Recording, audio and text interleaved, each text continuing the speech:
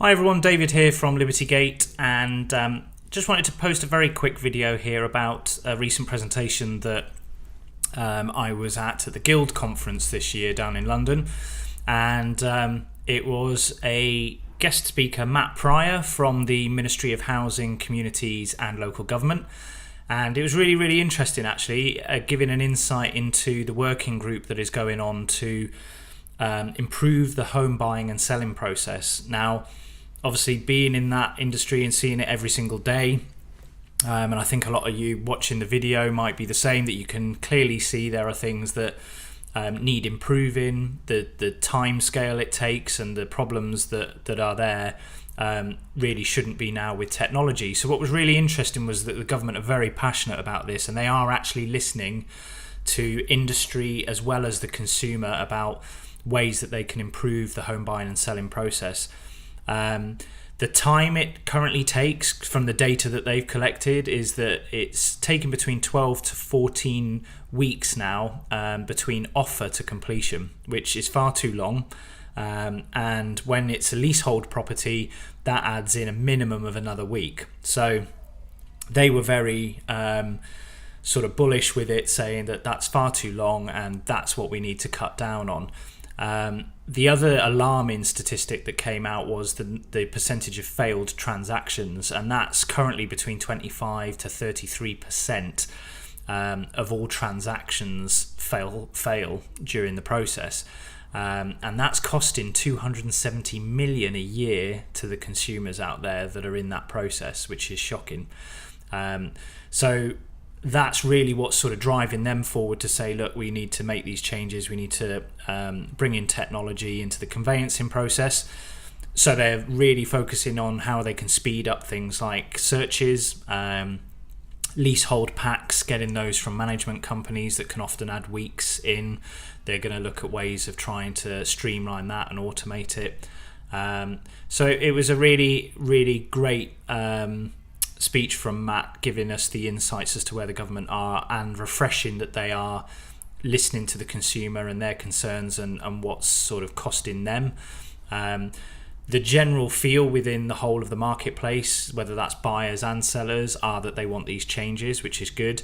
And another statistic that came out was that people just aren't moving as much as they used to.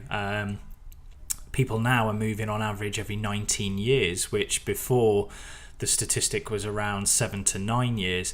So most people are only moving maybe 3 times in their entire life. And that throws up the sort of question of how educated are people when they're now coming to the market. If you're only moving every 19 years, a lot changes in that time. A lot of legislation changes and process changes. And we're certainly seeing that a lot of people come into the market maybe aren't as educated as you'd expect them to be, and a lot of them have never experienced maybe buying a leasehold property before, or going through the current conveyancing search process, things like that. So it's really one of those to bear in mind, and it's refreshing to see that that's the way it's heading, that they're going to try and streamline all that and educate a lot more as well. And that's really our job as well as agents, to sort of educate people out there in the marketplace as to all their options, things they need to understand and consider.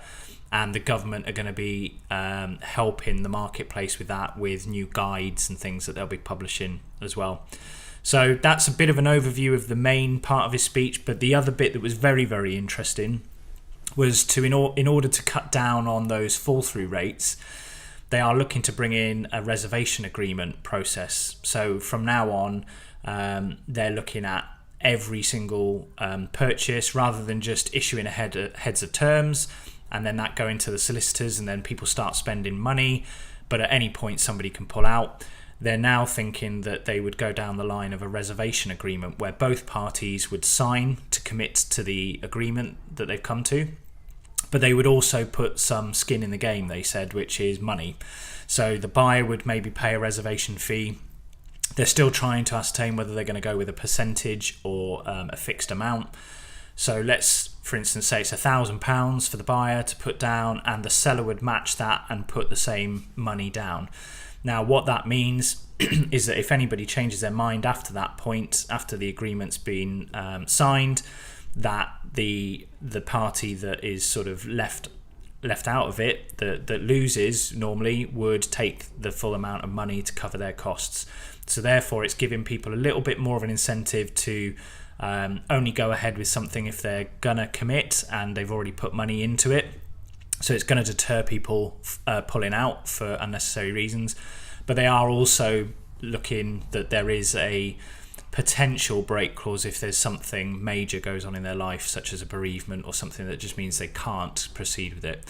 So I personally think that's a good idea, that there is a reservation agreement which formalises the arrangement.